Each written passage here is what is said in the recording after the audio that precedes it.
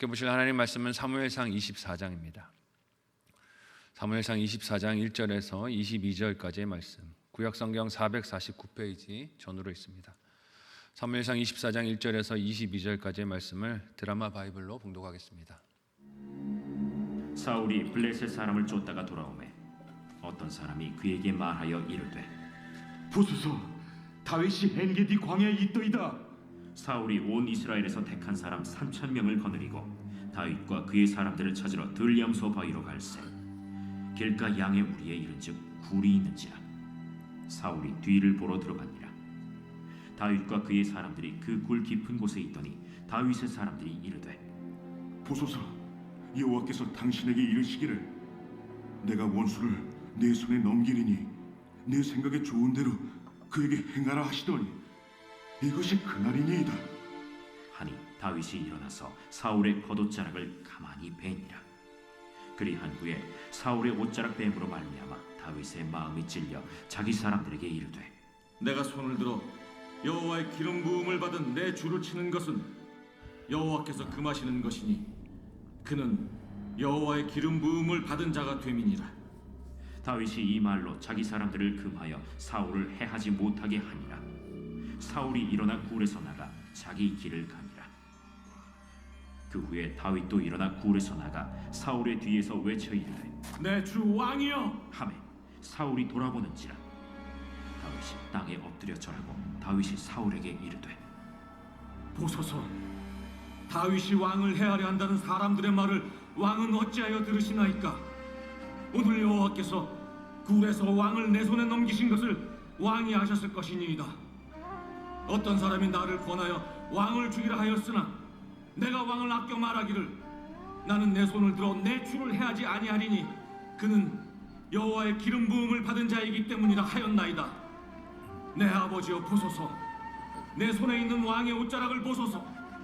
내가 왕을 죽이지 아니하고 겉옷자락만 베었은즉 내 손에 악이나 죄가가 없는 줄을 오늘 아실지니이다. 왕은 내 생명을 찾아 해하려 하시나 나는 왕에게 범죄한 일이 없나이다. 여호와께서는 나와 왕 사이를 판단하사 여호와께서 나를 위하여 왕에게 보복하시려니와 내 손으로는 왕을 해하지 않겠나이다. 옛 속담에 말하기를 악은 낙인에게서 난다 하였으니 내 손이 왕을 해하지 아니하리이다. 이스라엘 왕이 누구를 따라 나왔으며 누구의 뒤를 쫓나이까? 죽은 개나 벼룩을 쫓음이니이다. 그런즉 여호와께서 재판장이 되어 나와 왕 사이에 심판하사 나의 사정을 살펴 억울함을 풀어주시고 나를 왕의 손에서 건지시기를 원하나이다. 다윗이 사울에게 이같이 말하기를 마치매 사울이 이르되, 내 아들 다윗아, 이것이 내 목소리냐?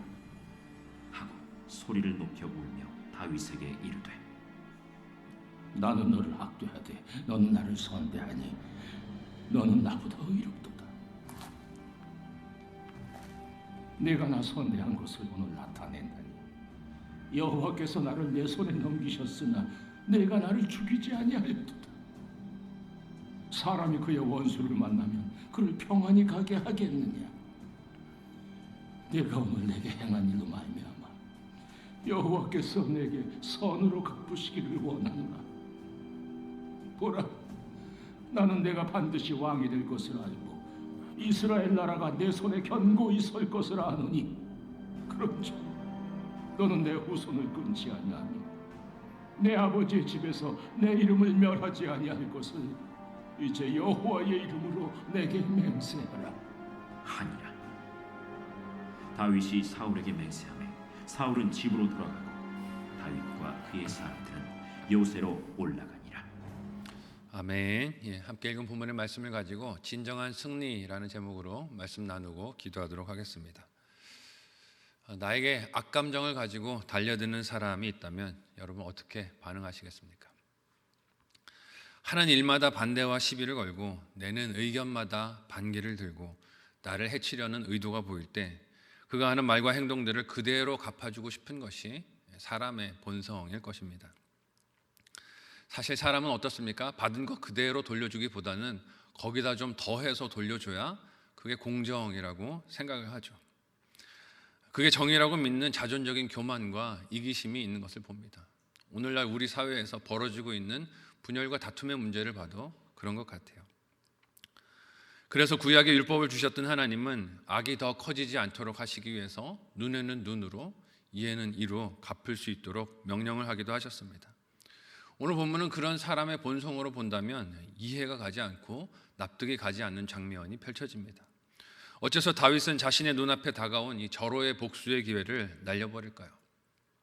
여기서 깨닫는 성도의 진정한 승리가 무엇인지 생각해보고 우리의 삶에도 신앙생활에도 적용이 되는 은혜가 함께 하시기를 소원하고 축복합니다. 먼저 모든 기회가 하나님이 허락하신 일은 아니라는 것을 분별할 수 있어야 함을 봅니다.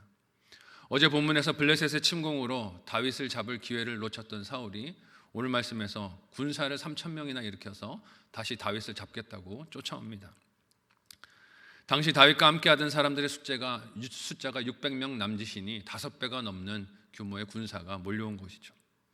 규모로만 따지면 다윗은 사울과의 전쟁에서 이길 기회가 없습니다. 이길 수가 없어요. 숫자적으로 불리한 상황에서 가장 효과적으로 적을 물리칠 수 있는 방법이 무엇이겠습니까? 적의 우두머리를 처단하는 것이죠. 그 기회가 다윗 앞에 오늘 본문에서 찾아옵니다. 엔게디 광야 굴 깊은 곳에 숨어있던 다윗과 그의 군사들 앞에 사울이 갑자기 찾아오는 일이 온 것이죠. 이 장면을 보는 우리 생각이 그러하듯 다윗과 함께 있는 사람들도 뭐라고 말합니까? 기회입니다. 하나님이 주신 기회입니다. 도망자의 생활을 끝낼 기회입니다 라고 여겼습니다. 함께 오늘 보면 4절에서 7절을 한 목소리로 읽어보도록 하겠습니다. 같이 읽습니다. 시작. 다윗의 사람들이 이르되 보소서 여호와께서 당신에게 이르시기를 내가 원수를 내 손에 넘기리니 네 생각에 좋은 대로 그에게 행하라 하시더니 이것이 그날이니이다 하니 다윗이 일어나서 사울의 겉옷자락을 가만히 베니라. 그리한 후에 사울의 옷자락 뱀으로 말미암아 다윗의 마음이 찔려 자기 사람들에게 이르되 내가 손을 들어 여호와의 기름 부음을 받은 내 주를 치는 것은 여호와께서 금하시는 것이니 그는 여호와의 기름 부음을 받은 자가 됨이니라 하고 다윗이 이 말로 자기 사람들을 금하여 사울을 해하지 못하게 하니라. 사울이 일어나 굴에서 나가 자기 길을 가니라. 아멘. 여러분, 누가 봐도 이 고난을 끝낼 수 있는 절호의 기회가 다윗 앞에 찾아왔습니다. 한 번만 칼날을 휘두르면 어떻게 됩니까? 이 지긋지긋한 도망자의 길을 끝낼 수가 있습니다. 광야의 삶, 쫓기는 삶, 괴로움의 삶을 칼날 한 번만 휘두르면 마감할 수 있어요. 하지만 다윗은 이 기회가 하나님의 허락이라고 여기지 않습니다. 왜 그렇습니까? 거룩한 기름으로 세우신 왕을 이런 식으로 심판하실 하나님이 아니다 하는 것을 그가 알았기 때문이에요. 방심하는 등 뒤로 칼로 적을 해하는 것은 모든 것을 밝히 심판하시는 하나님의 공의에 어울리지 않은 것을 인식한 것입니다. 우리 하나님은, 내 하나님은 그런 하나님이 아니셔 하는 것을 알고 있었다는 뜻이에요. 다윗을 추종하는 사람들은 갑자기 눈앞에 무방비로 나타난 사울이 그 죽음을 허용하시는 하나님의 뜻입니다 라고 옆에서 부추겼습니다. 하나님 주신 기회 아닙니까? 죽여서 없애고 우리도 좀 자유를 누립시다 말합니다. 하지만 다윗은 이 정황을 자기중심적으로 쓰지 않았어요. 그가 한 일은 가만히 사울의 겉옷자락을 베는 것이었습니다. 하지만 이 일마저 오늘 말씀해 보면 뭐라고 다윗이 했습니까? 마음에 찔렸다라고 하고 있어요. 무엇이 찔렸던 것일까요? 자신이 사울에게 쫓기는 도망자이지만 다윗은 이 일로 그의 생명이, 사울의 생명이 내 손에 있다는 것을 나타내려 했습니다. 비록 실제 죽이지는 않았지만 자신에게 그럴 기회가 있었다 하는 것을, 그 사실을 증명하는 도구로 겉옷자락을 베는 그 기회를 삼으려고 하는 것이죠. 사울의 옷을 그렇게 쓴 것이 마음에 걸린 것입니다. 그런 실행하지 않은 일에 대한 마음의 의도까지도 그를 따르는 사람들 앞에서 나타내 회개하는 다윗의 모습이 참 놀랍다 하는 생각이 듭니다. 다윗은 누구든지 잡으려는 이 기회를 잡지 않았습니다. 이것은 단지 개인적인 결심이나 선택으로만 가능한 일은 아니었어요. 왜냐하면 6절에서 7절 말씀을 보면 다윗이 이 뜻을 실행하기 위해서 어떻게 해야 합니까? 자기 공동체를 설득해야 됩니다. 이 일은 하나님이 원하시는 일이 아니야, 해서는 안 되는 일이야, 설득해야 했음을 알 수 있어요. 그는 하나님을 믿는 일과 그 말씀을 따르는 일에 있어서 원칙에 충실한 사람이었고, 그 원칙을 유리한 조건이나 혹은 상황에 따라서 자기 편리한 대로 해석하고 바꾸지 않았습니다. 사울은 그렇게 했죠. 다윗을 죽일 기회만 오면 이게 하나님이 주신 찬스야 하고 죽이려고 했지만 다윗은 그렇게 하지 않는 것을 오늘 말씀에서 우리에게 보여주고 계세요.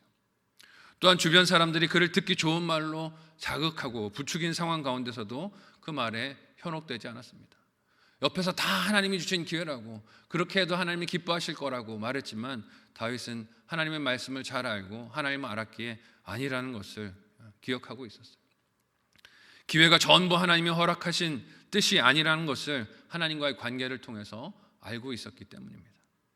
우리는 어떻습니까? 내가 다윗과 비슷한 형편에 처하게 된다면 어떤 선택을 하실 것 같습니까? 칼을 휘두르지 않겠습니까?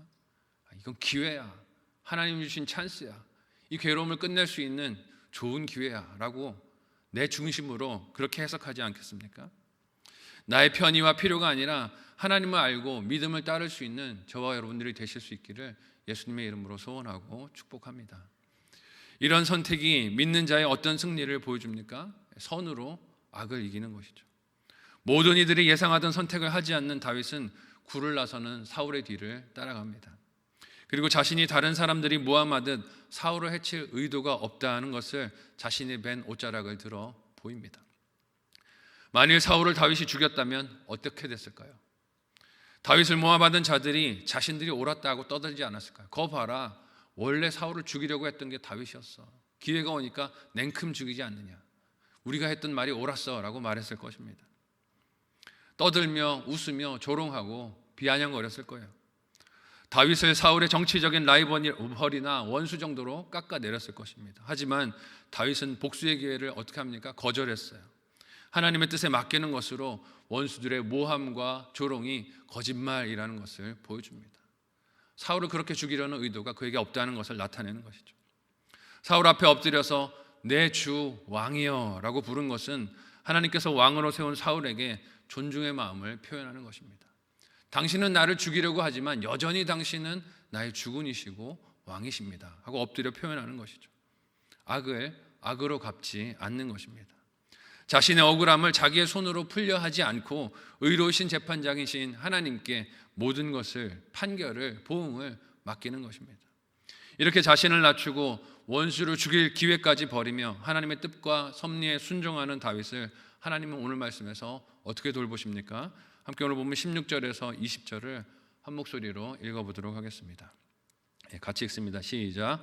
다윗이 사울에게 이같이 말하기를 마침에 사울이 이르되 내 아들 다윗아 이것이 내 목소리냐 하고 소리를 높여 울며 다윗에게 이르되 나는 너를 학대하였을 때 너는 나를 선대하니 너는 나보다 의롭도다. 내가 나 선대한 것을 오늘 나타냈나니 여호와께서 나를 내 손에 넘기셨으나 내가 나를 죽이지 아니하였도다. 사람이 그의 원수를 만나면 그를 평안히 가게 하겠느냐? 내가 오늘 내게 행한 일로 말미암아 여호와께서 내게 선으로 갚으시기를 원하노라. 보라, 나는 내가 반드시 왕이 될 것을 알고 이스라엘 나라가 내 손에 견고히 설 것을 아노니. 아멘. 다윗은 굴을 나서는 사울의 뒤를 따라가 자신을 낮추며 결백함을 호소했습니다. 사울의 군대가 다윗의 군대에 비해서 5배나 많으니 사실 이거는 위험한 선택일 수 있어요. 왜냐하면 자신이 보이는 그 순간 사울이 어떻게 할 수 있습니까? 온 군대를 몰아서 다윗을 죽이겠다고 쫓아올 수 있습니다. 자칫 그 상황은 스스로를 죽음으로 몰아넣는 그런 선택이 될 수 있어요. 하지만 하나님은 다윗을 죽이려 했던 사울의 마음을 바꾸십니다. 이게 놀라운 승리죠. 마음을 바꿔주시는 승리를 하나님이 주세요. 그는 다윗의 목소리를 듣고 오늘 말씀을 보니 소리를 높여 울었다라고 기록하고 있습니다. 내가 죄인이구나. 내가 무슨 짓을 한 것인가. 하나님이 깨닫게 하시고 눈물을 흘리게 하시고 뉘우치게 하신 것입니다. 자신의 행실들이 부끄러운 것을 깨닫게 하셨어요. 하지만 이 깨달음이 회개를 뜻하는 것은 아닙니다. 이후에 사울이 나타내는 행적을 보면 그것을 증명해요. 하지만 오늘 본문 안에서만큼은 사울이 자신의 잘못과 다윗의 옳음을 자기 입으로 시인하여 드러내 말합니다. 그리고 이 나라가 다윗의 손에 갈 것이라고 그 입으로 고백하게 만드세요.